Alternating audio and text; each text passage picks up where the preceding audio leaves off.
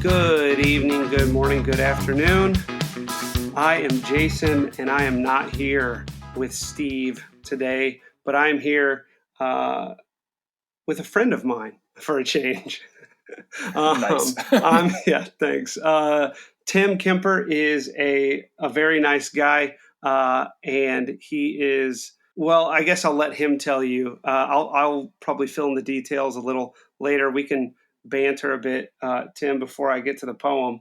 But why don't you tell us a little bit about yourself, Tim? Sure. Very happy to be here. And Jason and I met during our master's program, and we became good friends. And I started listening to this podcast to kind of keep up with his own ramblings and see what's going on. But, education is something that I've always been interested in. Both my parents were in education as teachers and writers. When I graduated college, I got a job at an educational publishing company, and I did that for a number of years, and I'm still doing that now. But I got the itch eventually to actually get in the classroom. I kind of thought that, if I'm going to be writing materials for classrooms, it's kind of not fair if I don't actually have real classroom experience. So that was my decision to go get back at my master's. And then, so Jason and I were in the same program, and now I am an adjunct instructor at a university teaching writing. And, I'm still pretty green at it, but I'm really enjoying it. Yeah. Okay. Awesome. So thank you so much, Tim. That was really good. So sort of just briefly, your BA is journalism. Is that right? That's right. Yep. Okay. And then MA, like me, English. Sure. Yay, English. Okay, sweet. So, all right, good deal. And this is maybe not super relevant, but this is just out of curiosity because I don't have this detail about you, and I'd like to. For the publishing company that you're working with and have been working with, is it mostly curriculum development that you've been doing historically? Yeah. Well, traditionally the company has written writing handbooks for English classrooms. Gotcha. We have sections on the writing process, different genres within, different essay forms, and then some sort of critical thinking chapters and reading skills and vocabulary. And then at the back, you have your kind of like grammar. So you have your handbook. But, we've changed a little bit since things have gone online. We still do writing resources. Now a lot of them are online, and we try to do little mini lessons. So we do like curriculum things. So we have teachers' guides to go with everything. Wow. And then we've also been doing some social, emotional learning, some materials for that as well. So, okay. So kind of running the gamut. Yeah. Okay. Wow. Nice. Okay. Good deal. Well, Tim has come onto the back porch in an effort to discuss a question that he has posed. And Tim, I'm going to pull it up here because I thought that you asked it very well. So here it is. Your question was, where is the line between scaffolding and handholding? Okay. I'm going to enjoy this conversation for sure. I would like to start it, as I often do, with a poem. I don't know if I've read this poem on the podcast before or not. Don't tell Steve, but I actually only know like 15 poems. So I just reuse the same ones. But this one is by Leigh Hunt, who he's not a super well-known poet, but this one is called The Glove and the Lions, and it's a lot of fun, and I think it has something to do with motivations, which is where I want to start when it comes to scaffolding versus handholding. So that's why I want to start our conversation with this. Additionally, it's just a fun one. So, okay, The Glove and the Lions by Leigh Hunt. King Francis was a hardy king and loved a royal sport. And one day as his lions fought, sat looking on the court. The nobles filled the benches, and the ladies in their pride, and 'mongst them sat the Count de Lorge, with one for whom he sighed. And truly, 'twas a gallant thing to see that crowning show, valor and love, and a king above, and the royal beasts below. Ramped and roared the lions, with horrid laughing jaws. They bit, they glared, gave blows like beams, a wind went through their paws. With wallowing might and stifled roar they rolled on one another, till all the pit with sand and mane was in a thunderous smother. The bloody foam above the bars came whisking through the air. Said Francis then, "Faith, gentlemen, we're better here than there." Delorge's love o'erheard the king, a beauteous lively dame, with smiling lips and sharp bright eyes, which always seemed the same.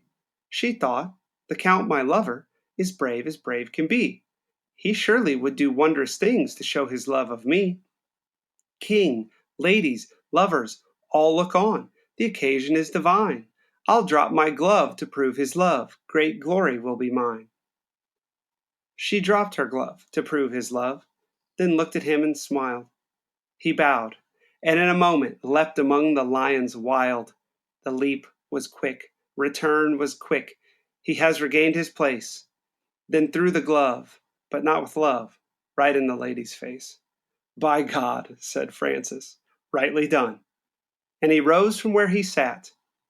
"No love," quoth he, "but vanity sets love a task like that." Very nice. Yeah, it's a Some fun great, little yeah, great story. imagery in there too. Yeah, thank you. Well, you've given a better contribution. You're much more encouraging than Steve. I'm gonna have to keep you around. Oh Uh, man, no, no, no.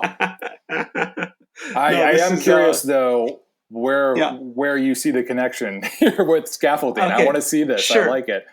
So it's not super strong. Don't come expecting too much, but it's this idea of love and vanity Yeah. that I'm really holding on to, because the line between scaffolding and handholding, right? Um,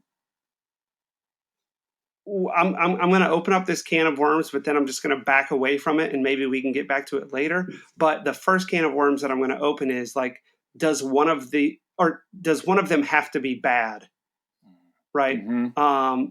Or could it be that each has its place? I think ultimately I'm going to argue the latter, right? That scaffolding or handholding, that each of those things is a skill or a technique that a good teacher will employ in the right situation. Yep. But sometimes when I am wondering about this question, or when I'm sort of, I don't know that I've articulated it this way, but when it comes to hand holding, when I say that, uh, I don't. It's more of a vanity on my part, right? Like it's something that is said in exasperation Yes. or in Yes. frustration, um, and I know myself just well enough to know that I'm uh, not always the most charitable person, right? And so I've tried to really re-examine my own assumptions when it comes to when I'm accusing, or when I'm saying of myself about my students. Man, I'm really having to do a lot of hand holding. Um, one of the things that I've learned to do is say, "Well, Jason, is it because you've given them a task too hard, or is it because you're being too exacting just because you like something that isn't really that important?" Sure. Um, I don't know. So that's the connection. Will you let me get away with it? No, definitely. And I Okay. think it Okay. does have something to do, yeah, that idea of vanity for the teacher, her or himself. I mean, Yeah. Yeah. that, yeah, you put this sort of work into whatever it is, and you're in terms of scaffolding, you're trying to build these sort of steps up to the final, whatever that product is. And yeah, when you get to a point where you don't maybe see the students engaging or doing whatever it is that you wanted them to, it is easy then to sort of, well, I did all this work and you just, so yeah, it does come back a little bit, I think, to the teacher too, and being able to reflect then honestly about your sort of lesson plan or whatever, I think would be helpful. Yeah.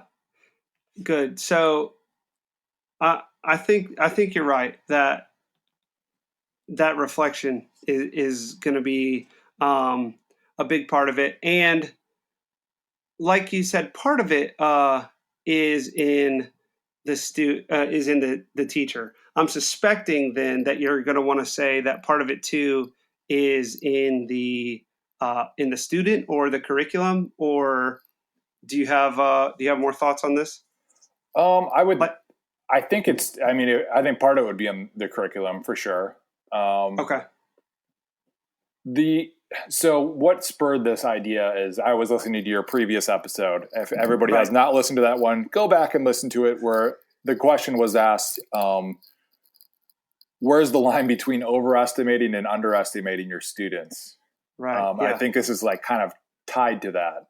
And, to me, when I was thinking about it after asking the question is that, I don't know, maybe this is obvious, but when you present a sort of lesson or something as a one size fits all, of course, not all the students are going to learn in that fashion or succeed in the way that you want them to. So in that case, perhaps there does need to be some hand holding, and not in a derogatory sense, in a good sense, to try to lift up those other students, present the material in a new way, or be more direct, or with them. So yeah, that's what I was thinking about, at least. Right. So okay, good deal. Let me ask you then, kind of, when it comes to you being in the classroom now, and so a little bit of backstory for our listeners. Tim and I were a small part of developing a curriculum for the first year composition that we now teach as adjuncts, and we had that privilege when we were teaching assistants at the university. So at UMSL, University of Missouri St. Louis, and so that was fun. And so we've been able to. That was fun. That's what I just said. That was fun. It was fun, but it was also but it wasn't work. only fun. Yeah.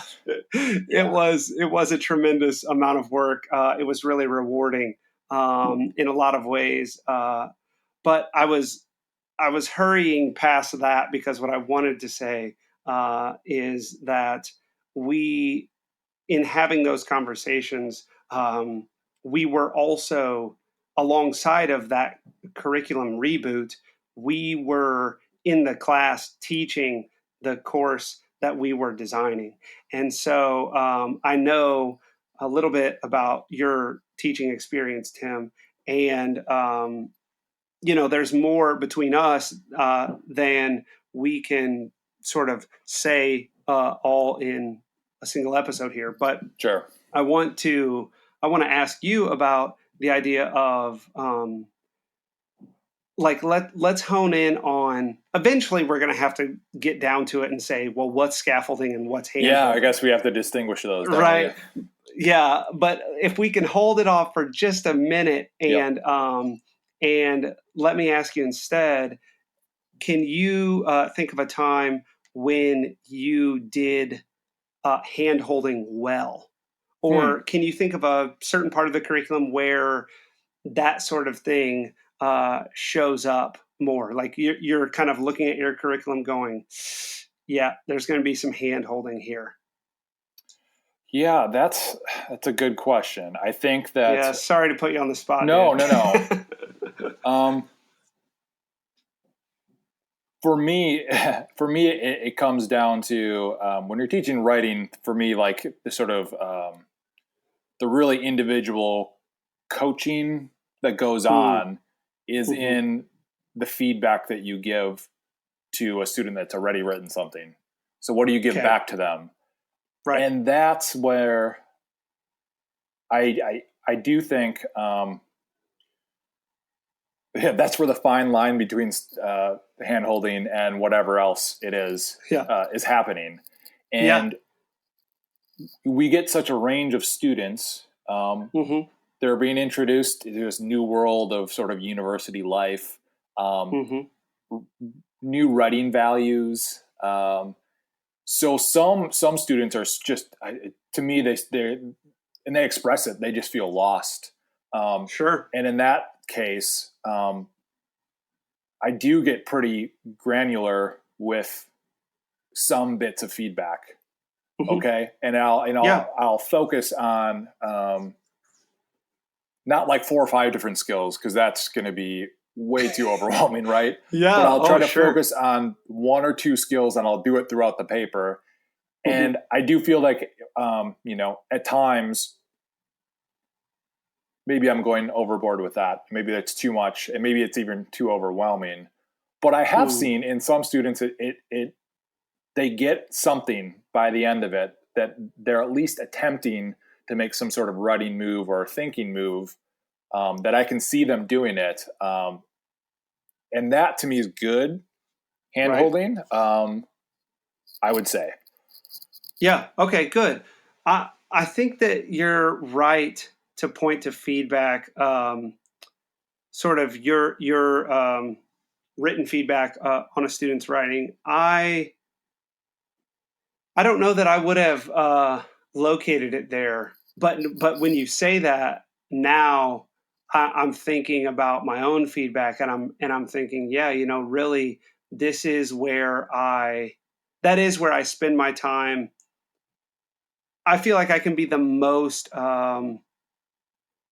surgical, maybe, Yes, absolutely. with a student, right? Like, no, what I'm saying is exactly this, right? And not to say that you're wrong, but like I don't feel in that moment the need to speak generally, right? I can say student um, in writing. Typically, the convention is this, and so what Yes. that would look like in this instance is for you to modify this sentence in this way. Yeah. You um, giving that example, I do that as well. Okay. And I always try to give a reason Okay. Good. why it is this way, or like why this convention exists, what is it's asking you to do as a student, Hmm. and then maybe I'll give an example. Hmm. Um, Hmm. but yes, Which is pretty exhausting. it's so exhausting, and it can Like, get too much, yeah. especially if you're in high school and you have a load of 100 students. That's to Yeah. get that Yeah. granular is really tough. Um, Right. and It's then just so rewarding. That's the it thing, is, right? and this gets back to your poem Yeah. about Yeah. the Yeah. idea, you know, um, as a teacher, I am like very much rooting for my students to do well. And Hmm.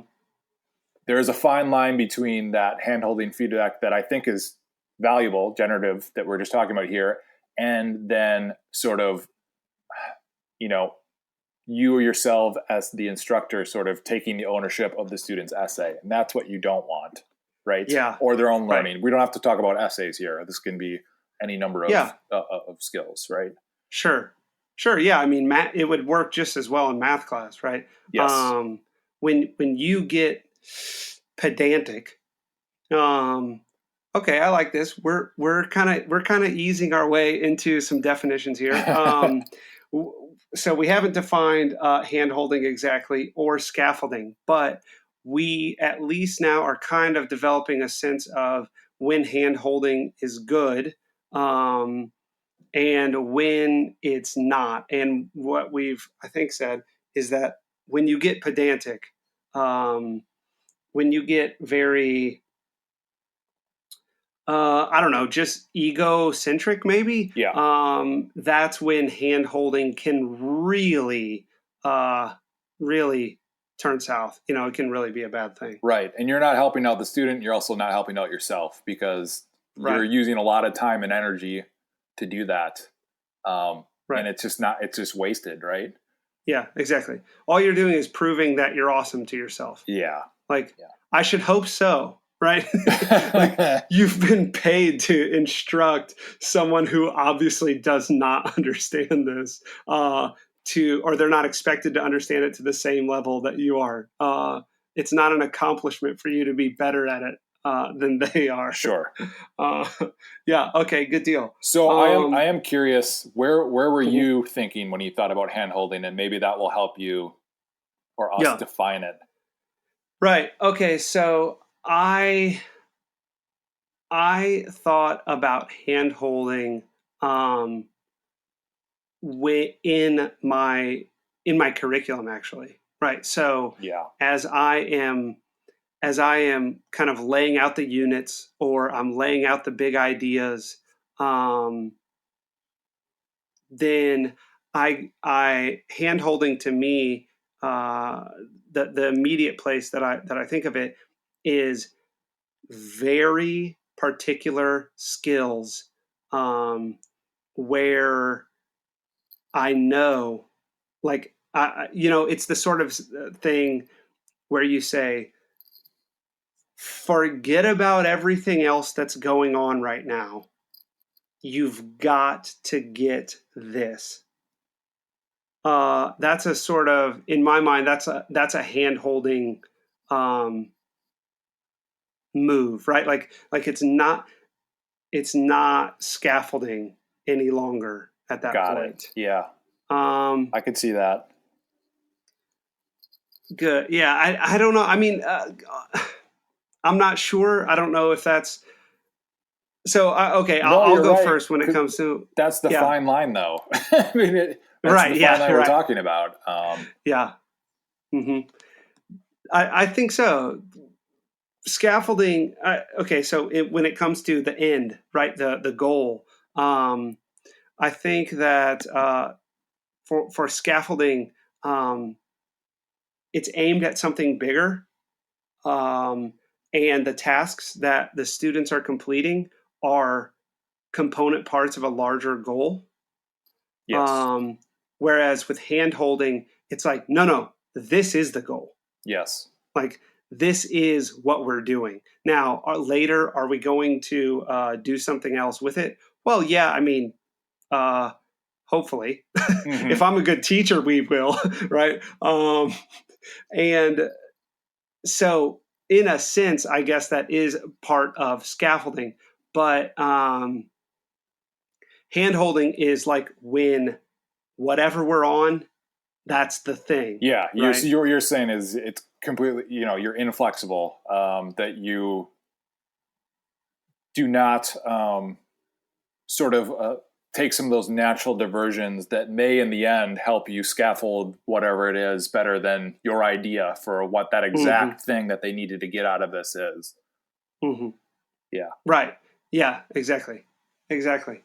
Um, so, what about scaffolding for you? Is there a place where uh, in your curriculum you think scaffolding, um, you see yourself doing it well, or there's a natural place that, like in your teaching life, that you see it popping up?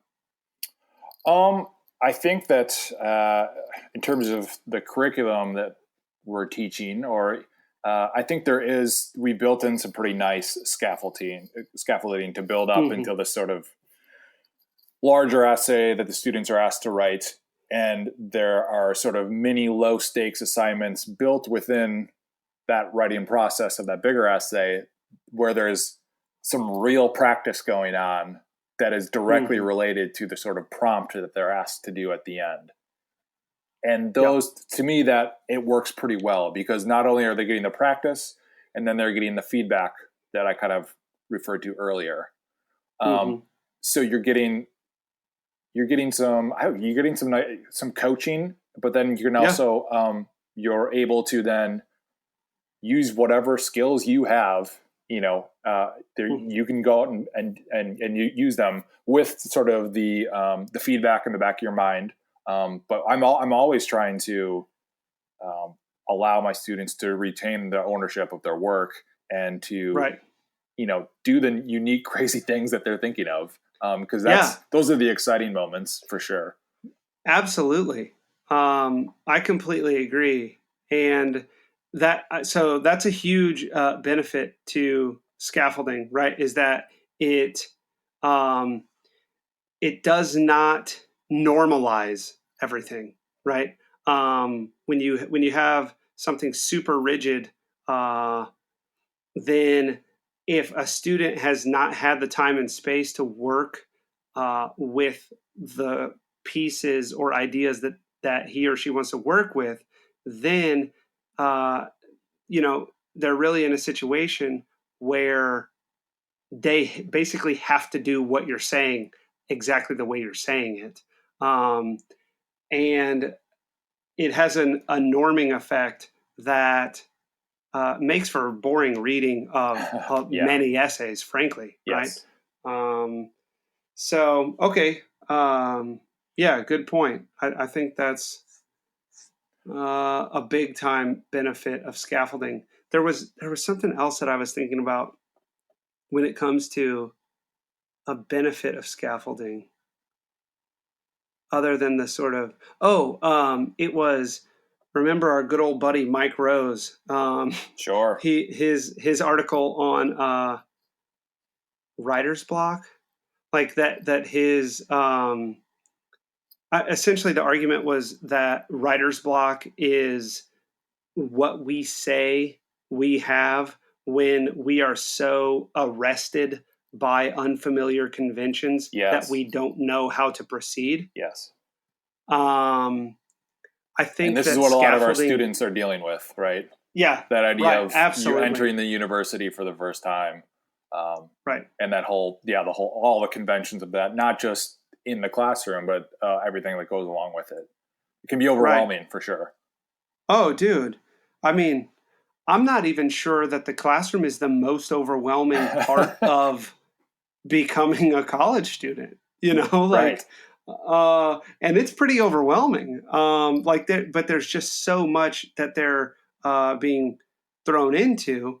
Hey, maybe we can get another weaving of the Hmm. poem here, right?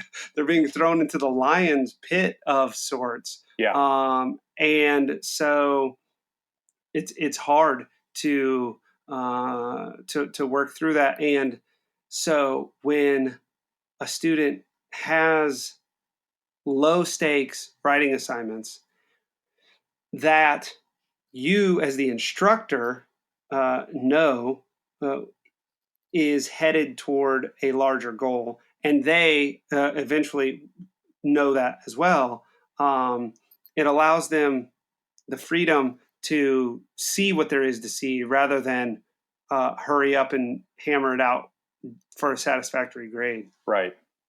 Yeah. And they do eventually, you need to make that point known that the types of thinking, writing they're doing here is going to come, it's going to come to fruition when they're doing their larger essay. And in fact, you can use these ideas in your larger essay, Right, expand on them, keep going with them. Um, right.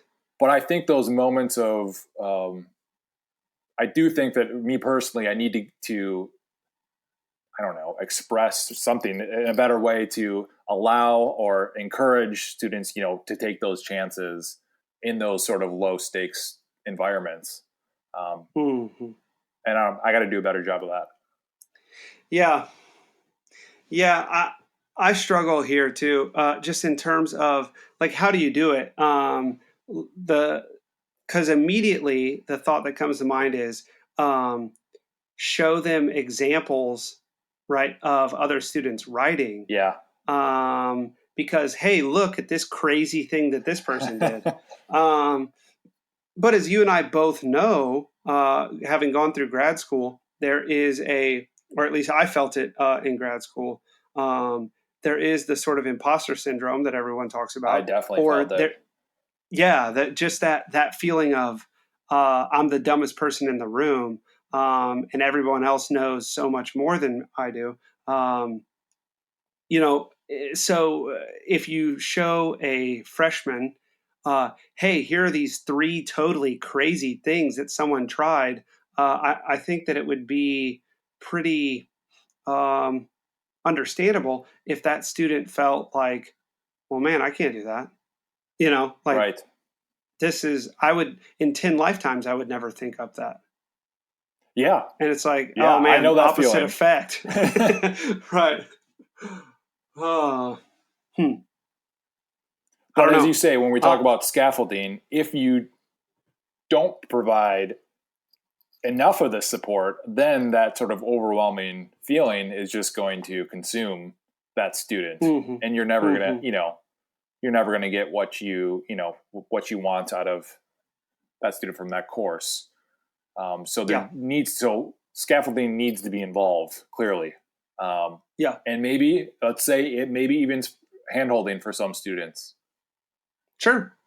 Sure. Okay. So, okay. The way that you phrase that made me think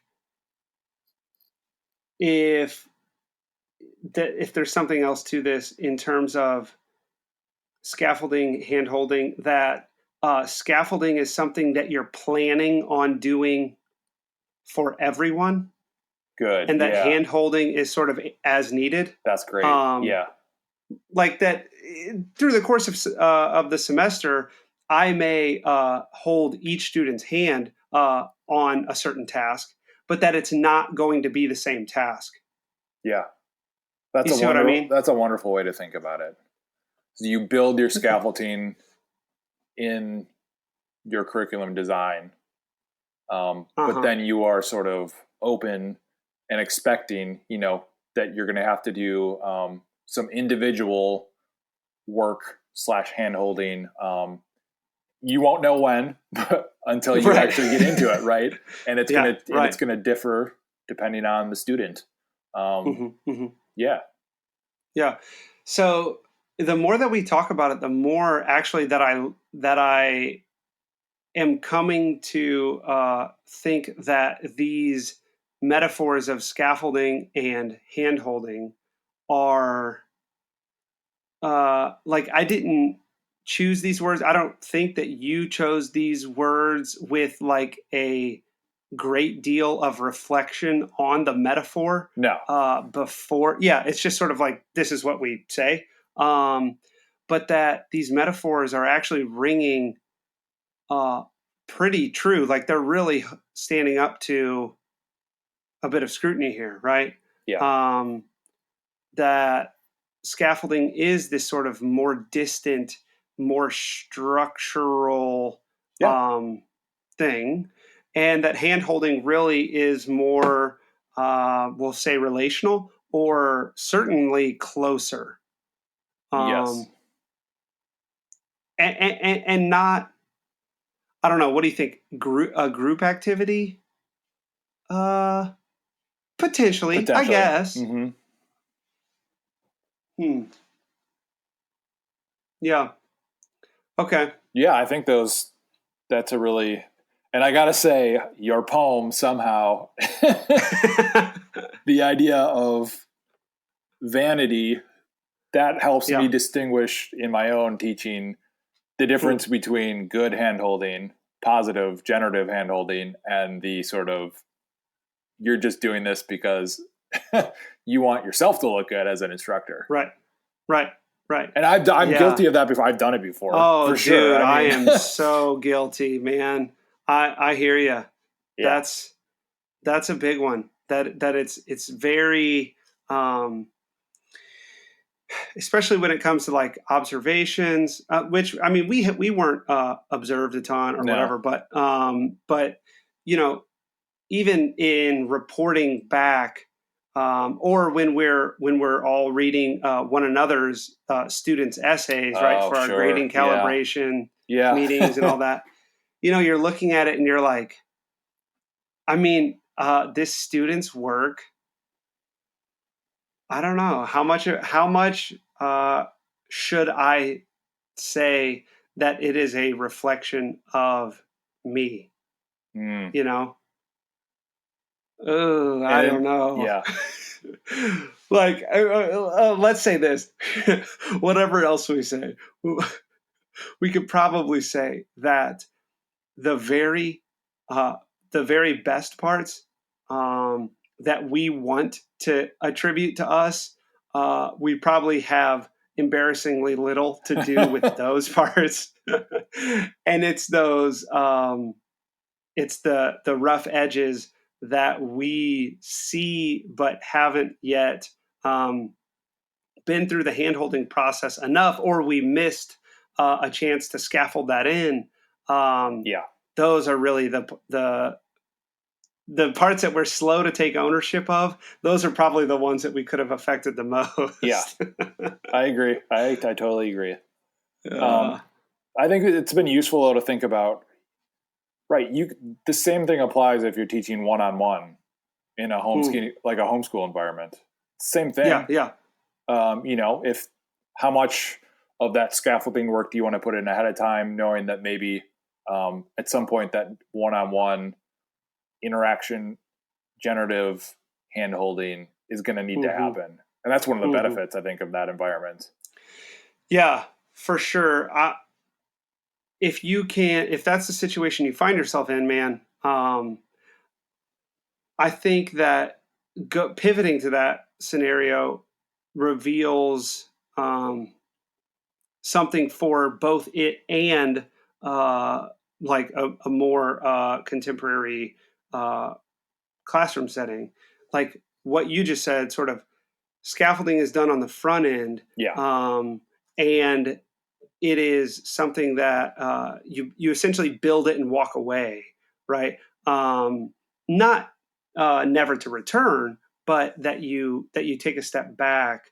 And scaffolding, handholding, I think these things have to do potentially with expectations.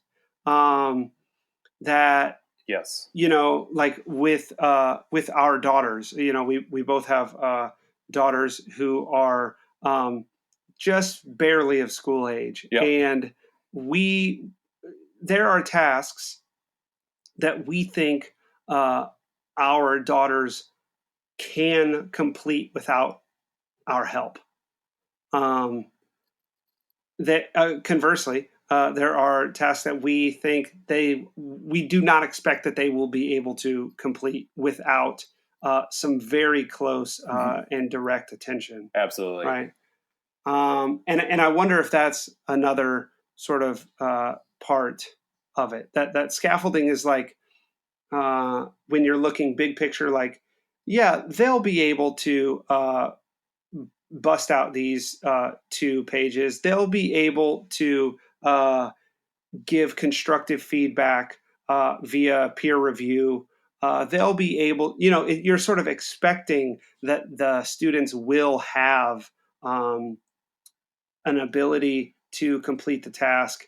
Whereas handholding is like, I can't assume that you know how to do this. And so I'm going to step in here. Right. Yes.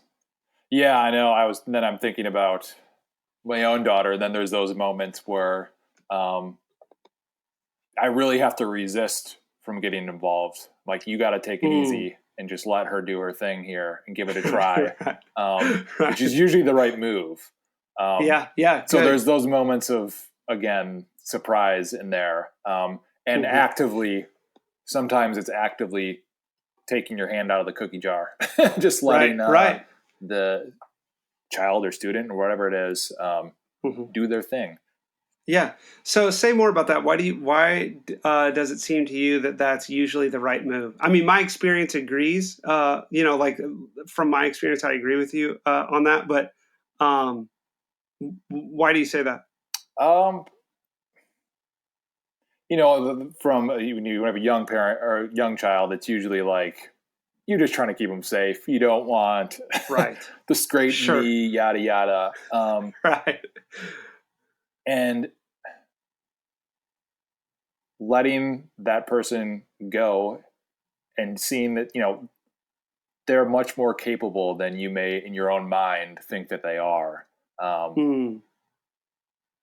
And usually in the end, even if you end up with that sort of scraped knee or whatever, it's just a scraped knee. Yeah, You know what I mean? right. And Neosporin, Band-Aid, yeah, we're good. an attempt was made. I mean, it's like riding a bike, right? Yeah, You're gonna sure. you got to fall a couple times. So Right, right. Yeah.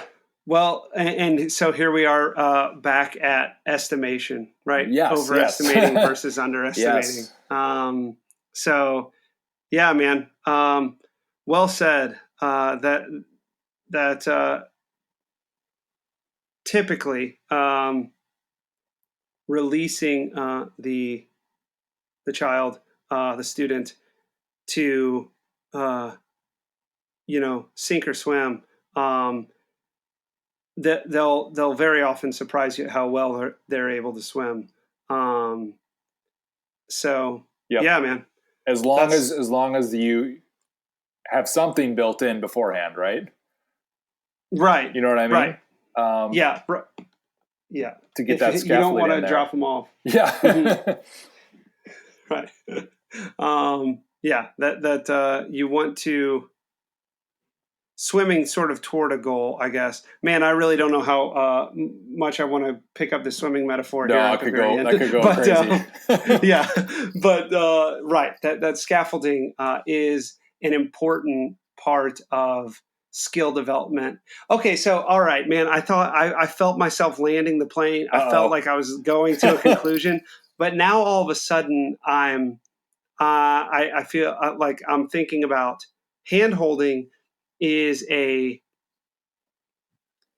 maybe I'm just wrong about this, but tell me your thoughts. That hand holding has to do with simple skills, that it's sort of like a mono skill lesson, and that scaffolding is not fundamentally about building a skill as much as it is about gaining facility Yeah. with a multiplicity of skills that will enable new sorts of thinking or new kinds of practice or perhaps just more complicated skills. Right. Um,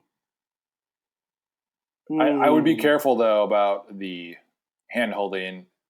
I went, about the word simple. Like, what are we saying? Something. I would say like yeah. a granular skill. That doesn't make it Okay. like simple as an easy, Yeah. Yeah. or sort of non-essential. It can be very crucial, but Right. you're looking. Yeah, you're really zoning in on one thing. Um, Right. Yes. Good. That's a that's a good way to say that. mm-hmm. Well, good. All right. So I think the plane is landing now, Tim. This has been a great conversation. Do you is there anything that you would like to? I don't know, dude. Typically, I have heard like when I listen to podcasts and people interview someone else at the end. That's where they say, "Do you have any plugs, or do you have like Yeah, a yeah. place where people can reach you online, or like they do that sort of thing." I usually blow by that, so I don't know how they sort of say that in a nice way or whatever, but. If you have something that you would like to share in terms of where you are and what services or whatever you Yeah, offer, yeah. now would be a time that Oh, you could do sure. that. Okay, I'll put Yeah. in a plug in. So, uh, k12.thoughtfullearning.com with two L's, thoughtful Okay. learning. Okay. Can get a bunch of free stuff that I think will be Nice. really helpful wherever you are in the school year. If you teach writing English, 21st century skills like problem solving, critical thinking, social emotional intelligence. There's free mini lessons. We have models of student writing that you can look at and share with your students. And then we have also writing units that are free right now Mhm. for the remainder of however long the COVID-19 crisis continues. Those will be free. So we Wow. have a lot of, we're trying to be as supportive as possible because we know teachers are up against it. Yeah. Wow, man. Yeah. That's you guys are doing some good work over there, and we appreciate that. And I appreciate your time and your friendship. Yeah, me too. This is fun. Yeah, this is good stuff. So you know, you've been so supportive, especially with the poems. I can't wait for Steve to hear how a civilized person responds to. Yeah, Steve, take it easy on Jason. Yeah, exactly. Thanks, man. All right, dude. Well, we'll have you again sometime. All right, thanks. All right.